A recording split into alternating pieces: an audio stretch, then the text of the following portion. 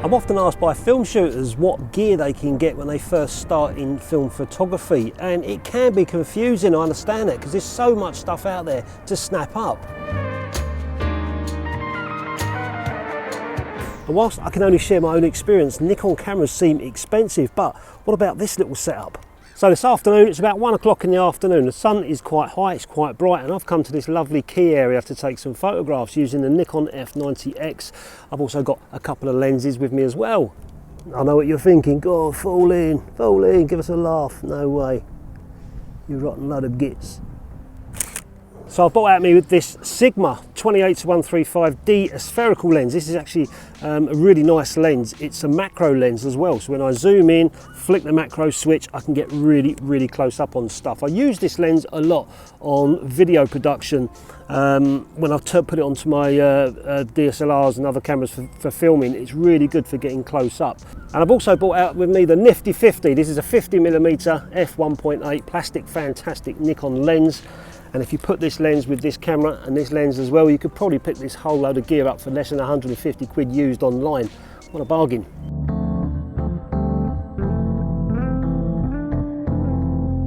And inside this camera, I've got Ferrani's P30 Film, an 80-speed film that I'm going to be shooting around this key. This is one of the first cameras that I bought with this lens when I first started my film photography journey. And any of you guys that have been subscribed to my channel since, what, 2016 or 17, you've probably seen this a number of times. But I'm showing this because there's a lot of new members that haven't seen this camera, want to get into film, maybe the Nikon system, and want to get there cheaply as well.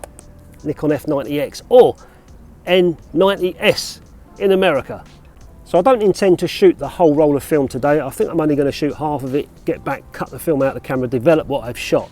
But I'm going to walk around here now, find out some compositions, and meanwhile I'll show you guys this camera, this lens and this lens as well, what prices they can be online if anyone's interested in getting into the Nikon F system.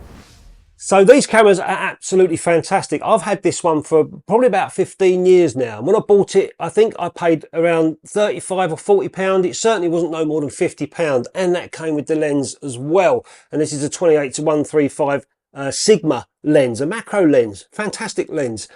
And this camera is absolutely flawless. We'll have a look online and see how much they are. This is the F90x, that's what they call it in Europe. In America or the States, they called it the N90. I don't quite know why they changed names around between different countries, but you guys out in the States, you've got this as the N90. So you can just go on eBay or wherever you go to look for cameras, look for the N90. But these things you can pick up really cheap still, and they are fantastic cameras to use. The metering is absolutely bang on, and the whole, it's Nikon. It just works flawlessly. Takes 4 AA batteries, so keep a packet of batteries in your bag, and when you run out, just replace them. So I think we can all agree that prime lenses are sharper and they're faster, but zoom lenses do have their uses. Obviously I can shoot this from 28-135, so lots of different scenes I can get in where I'm normally changing my prime lenses over for different focal lengths. But with these lenses, there's also more to go wrong, all the mechanisms inside, all the auto functions. But this has never failed me. I think this was probably made around 2000, 2001, and this Sigma lens has never failed me. And I know back in those days, Sigma did have a sort of budget name. I know they've come on really well today, but I'm looking forward to shooting this around the quay. And I've seen a little scene down there, which is this little tiny boat. I'm not sure how the P30 is going to hold up with the changing contrast with the water and the boat, but we'll soon see. So is it good for those starting out in film photography? Certainly for those that want to get into the Nikon system and start building lenses. This camera is relatively inexpensive compared to the other cameras, and it's got all the bells and whistles inside as well. For beginning photography, literally from scratch, I would say not so. It does pretty much everything for you. I think for beginners, I'd rather give them a camera which has got very limited functions so they can learn, you know, beginner can learn photography, light and aperture and shutter speeds and ISOs without the camera doing it for you. So, you know, for an absolute beginner in photography, not so much, but they need to go and shoot digital anyway. Not many people are going to start photography shooting film, but definitely for those wanting to get into film, and in particular those that want to get into the Nikon system, this is a great camera to have a look at. Another useful feature with this camera is it's got auto wind on it. A lot of my cameras don't have auto wind, and sometimes that can be quite useful, but then auto wind cameras can take away that that feeling of shooting film, that feeling of advancing, you know, like your F2s, your F3s, or whatever, your F1s, that feeling of advancing the film rather than letting the camera do it for you. So there is that to consider as well. Do you want to be a traditional film shooter where you're a nice little silver camera like an OM10 or something and you're advancing the film, or do you want something a little bit more modern in your hands that auto winds and looks really plastic? I've got one here, look, £60. This is £60. This is obviously pre-owned. What does he say about how it works? Let's have a look. He said it's a used item that's previously been used. The item may have some signs of cosmetic wear, but is fully operational and functions as intended. And that's the thing about these cameras. There goes my microphone. This one has just worked brilliantly for me since I've had it, you know, no servicing, nothing. And it's just worked really well. The only thing with these cameras is for some reason, they had this kind of rubberized back on them with this sort of coating, and it flakes off after a while. So if you do get one of these cameras and you get it out of the box and you notice that the back is a little bit sort of peeling off or something, I used isopropyl alcohol on it, rubbing compound, and just rubbed it away, and now I've got this nice shiny smooth back. But it was horrible. It used to tack your fingers up, you know, but once that's gone, it feels really nice to hold. And this one's got the battery grip as well. I'll have a look at the battery grip in a moment online, but let's have a look at how many other cameras there are and what prices. So there's one there for £60, looks fine to me. There's another one there for £105. Now this one's got the battery grip with it, so that might be something that you might want to consider if it's got the battery grip. We'll have a look in a moment and see how much the battery grip is. So that's £105 or best offer, so you probably get that for £104.99. This one's got the battery grip as well, and it's only £57.92. I don't know where he got that price from. Is it working? See, he's got that's the stuff on the back there I was talking about. See it? You get those little tiny marks where you want to do your modes. But that back actually looks in good condition. And it says good condition, fully functional and complete with original Nikon strap. So that so far is the best one I've found, £57 with a battery grip as well. That is an absolute bargain. And we can go on, £68. This one here, £21. He's asking for bids. I don't think that's going to do much. That's got 3 hours left, so I'll put a bid on it. My wife will kill me if I buy another camera, guys. So that one looks a little bit mashed. Oh, look, that's got the digital back on it as well. Yeah, little modification they did on the different backs. That's got the digital back. Wouldn't fancy that, to be honest with you.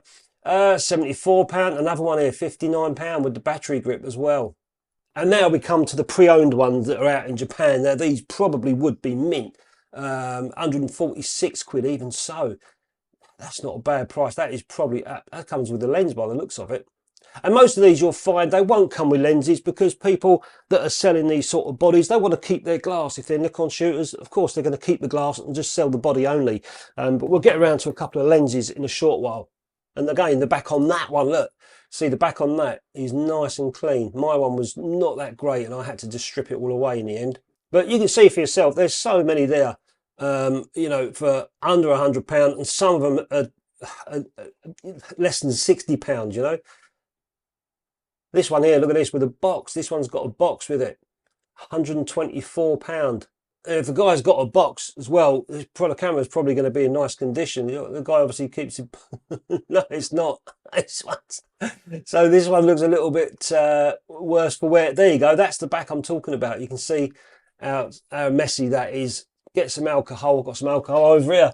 Just spray a little tiny bit of this stuff on there on the back of it and rub away, and it starts to come away. It takes a little bit of time, a little bit of fiddling about, but it's worth it in the end, because if your back's going to be like that, it's really annoying when you're taking pictures.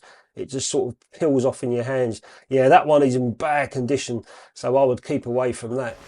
So I'm really glad that I took all that rubbery stuff off the back. It was really horrible. Like I said, it was sticky and everything on your hands every time you use the camera. So I'm really pleased that I got rid of that. And the camera's also got a really nice grip as well, but I wish it had a little bit of, you know, a rubber coating on the grip, not the same stuff that was on the back of the camera, but, you know, like a little bit of grip. It does feel a little bit slippery, the handle to carry on this camera, but, you know, it is what it is. But it would be nice to have a little bit of rubber on there. Maybe I can get some and glue it on, but, you know, it's got a nice feel to this camera, especially with the battery grip on as well. Let's have a look at the battery grip. Now the battery grip for these is well handy because it just gives it a bit more feel in the hands. That's what I find. It doesn't, it doesn't take any more batteries or makes you shoot longer, if you like. But the normal batteries go in there, but this is the grip, and you put the same amount of batteries in, and you can also shoot portrait. You've got a little button there for shooting portrait if you want to, if you just for a little bit more comfort rather than doing it that way. There's a little button there that you can shoot. So the battery grip is well worth it. Let's have a look how much these are. This is a Nikon MB10. So let's see how much that is. Nikon MB10. I can't imagine it's going to be a lot. Battery grip, MB10. Well, most of them are coming up with a camera. Why is that happening? So you can see the battery grips aren't very expensive either, but from what I've just seen, it's well worth looking for an F90x with the battery grip as well. And I've saw them on there for 50, 60, 70 quid. The next thing is the lens. Now this lens here is fantastic. Sigma. I know Sigmas have come on leaps and bounds over the years. Sigma used to be sort of like the cheapo side of photography, but they have come on leaps and bounds over the years. But this lens here is absolutely fantastic. I don't know how old this is, but it's a 28-135 aspherical D macro, and you've got a little tiny switch. You can put it into macro mode and you can get really close. I'll show you a couple of images.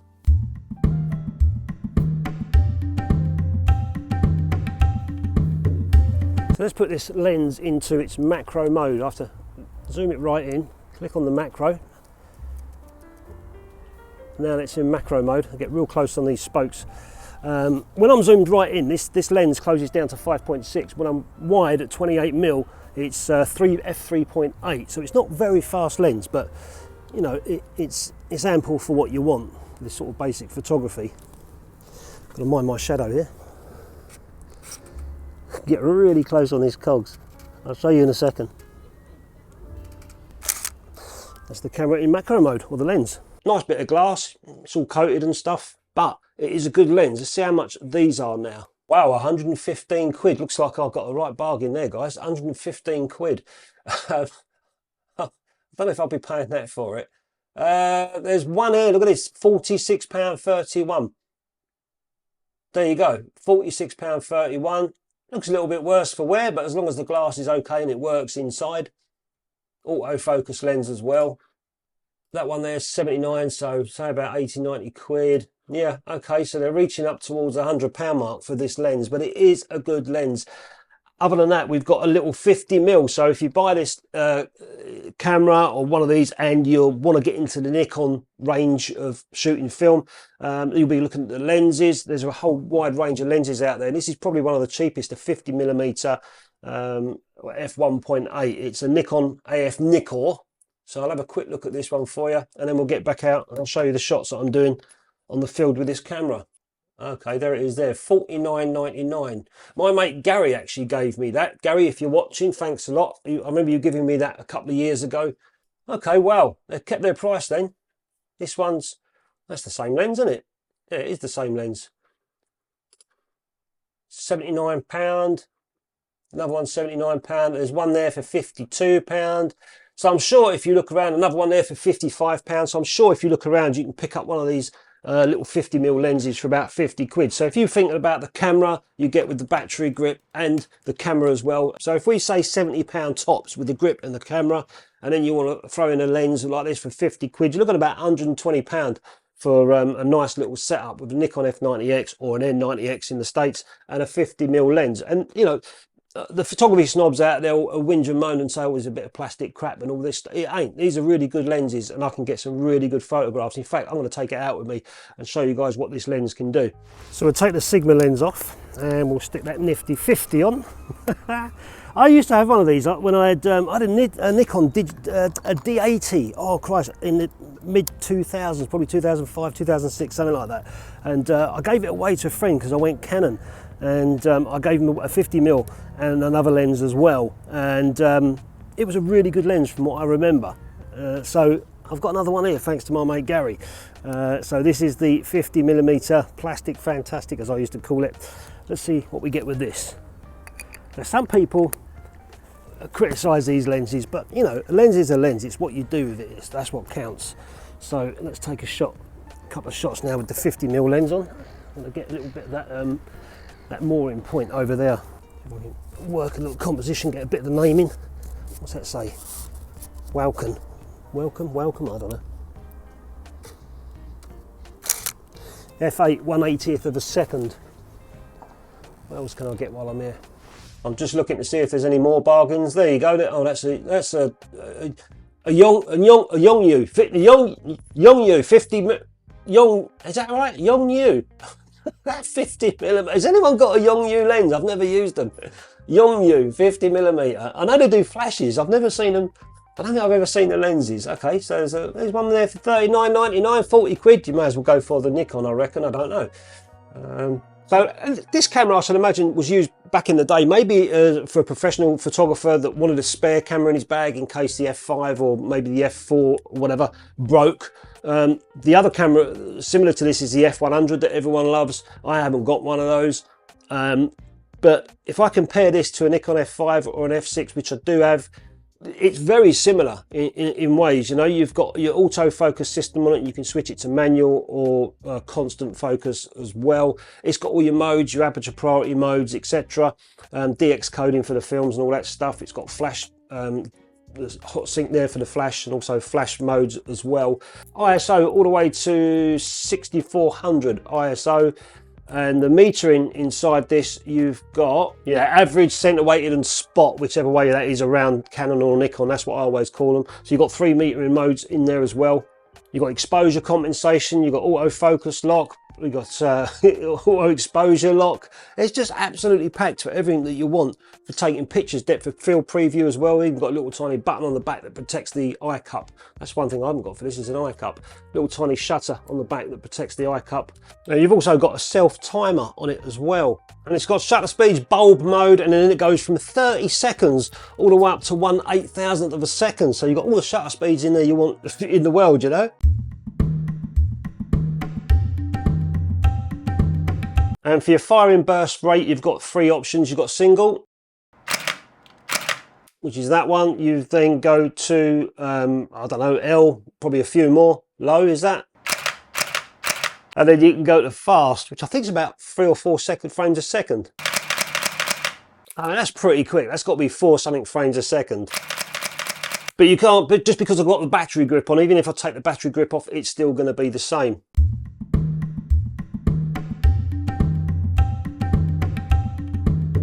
So what sort of photography would you use this camera for? I'd use this mainly for this sort of photography around here, for landscape photography, portraiture. I wouldn't necessarily use it for street photography. It's not exactly that inconspicuous. It's quite big, especially when you've got a bigger lens on as well. And it's quite noisy with that motor drive too. It wouldn't have been no good with the pigeons last week, would it? But it's quite noisy as well, and it's quite heavy with the battery grip. It is quite heavy too, so I wouldn't fancy carrying this around the streets all day long, but it has got its purposes for me personally anyway. It's got the firing burst rate as well. It's quite quick if you want to catch some action stuff, if you do want to shoot out the film. And the only time I ever did that once was with a Nikon F5, and that thing's got, I think, 8 frames a second, and I was shooting seagulls. It's on one of the videos I did a few years back.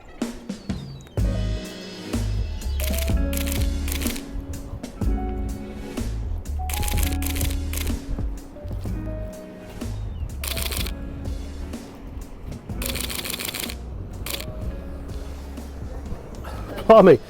Well, that went quick. I had so much fun, it only lasted about 10 seconds. I'm at the end of the film. And I threw some bread or whatever it was out for the seagulls and did a whole burst.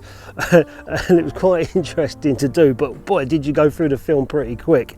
But I don't like using it on fast bursts anyway. You have got 3 different settings for the burst, but I always keep it on single burst. Same with the F5 and also the F6 as well, because it's so easy to accidentally press the button and all of a sudden before you know it, you've taken 2 or 3 shots of the same scene without just being too heavy-handed. But it is useful if you want to do fast action sports stuff for your kids at their sports day or football or whatever. It's got all that in it. But saying that, the Nikon F5 and the F6, they're different beasts altogether. Proper professional cameras have got so much more tech inside those cameras, but more than what you'd ever use. Certainly what I would use anyway.